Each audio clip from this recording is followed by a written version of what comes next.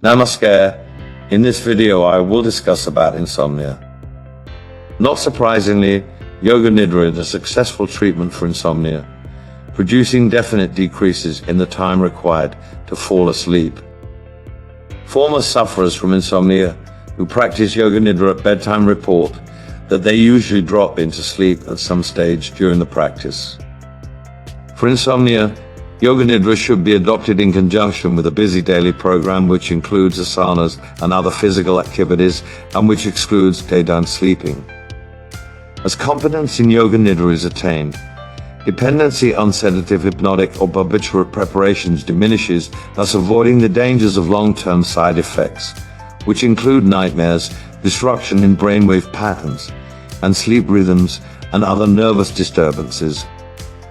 For insomnia, Yoga Nidra should be adopted in conjunction with a busy daily program which includes asanas and other physical activities and which excludes daytime sleeping. As competence in Yoga Nidra is attained, dependency on sedative, hypnotic or barbiturate preparations diminishes, thus avoiding the dangers of long-term side effects, which include nightmares, disruption in brainwave patterns, and sleep rhythms and other nervous disturbances.